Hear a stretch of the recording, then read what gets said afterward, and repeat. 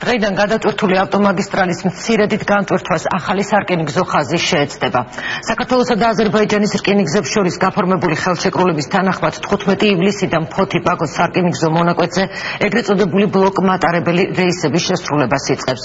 ტვირთების ფოთიდან ბაქოში ტრანსპორტირებას 34 საათი დასჭირდება. ახალი სარკინიგზო ხაზის პრეზენტაციას ბელა ზაქაიძე დაესწრო. ეს არის სატვირთო საკონტეინერო მატარებელი, რომელიც რამდენიმე წუთის წინ ფოთიდან ბაქოს მიმართულებით დაიძრა. მანამდე ტვირთების გადაზიდვა სატვირთო ავტომანქანებით ხდებოდა, ახლა კი უკვე სარკინიგზო მაგისტრალის შედეგად არის შესაძლებელი ტვირთების გადაზიდვა. იგი ბაქოში 34 საათში ჩავა. როგორც რკინიგზაში ამბობენ, წლიურად ვარაუდობენ $12 მილიონ შემოსავალს ახალი ხაზის გახსნის შედეგად.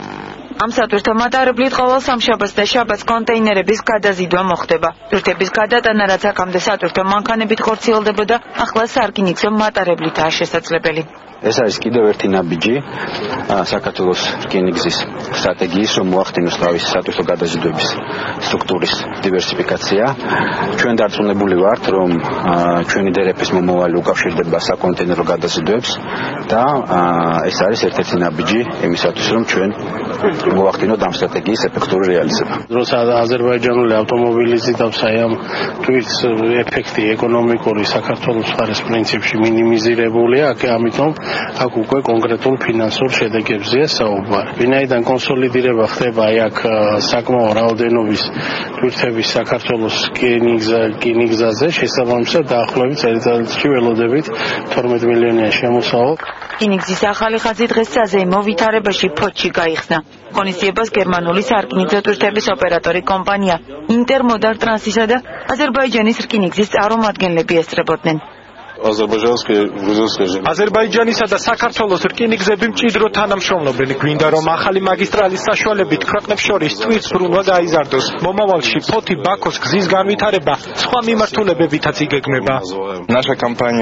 ჩვენ აქ დიდ პოტენციალს ვხედავთ რკინიგზის განვითარების კუთხით. ამ ტერიტორიაზე ტრადიციულად ტვირთების გადატანა საავტომობილო გზით ხდებოდა და ჩვენი მიზანია ეს ყველაფერი რკინიგზაზე გადავიტანოთ. ჩვენ მომავალშიც ვგეგმავთ მაგისტრალების განვითარებას და ამ პროცესში ფოთი-ბაქოს მონაკვეთი დიდ როლს ითამაშებს.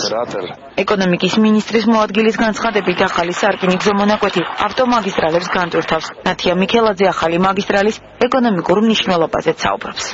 ტვირთის მიმღები შეძლებს მიიღოს ტვირთი 14 საათის განმავლობაში, ფაქტიურად ყოველ სამშაბათს და შაბათს ექნებათ მათ ამის შესაძლებლობა და ეს ყველაფერი, რა თქმა უნდა, პირველ რიგში აისახება ჩვენი ქვეყნის ეკონომიკაზე, გამომდინარე იქიდან, რომ ჩვენი საქართველოსა და აზერბაიჯანს შორის სავაჭრო ეკონომიკური ურთიერთობები კიდევ უფრო მეტად გაღრმავდება. საქართველოს რკინიგზაში საომავლოდ ახალი სარკინიგზო მონაკვეთების ათვისებასაც გეგმავენ. რკინიგზის გენერალური დირექტორის განცხადებით იგეგმება ფოთი-ბაქო ალმაათისა და ფოთი-ბაქო ჩინეთის სარკინიგზო მონაკვეთის გახსნა.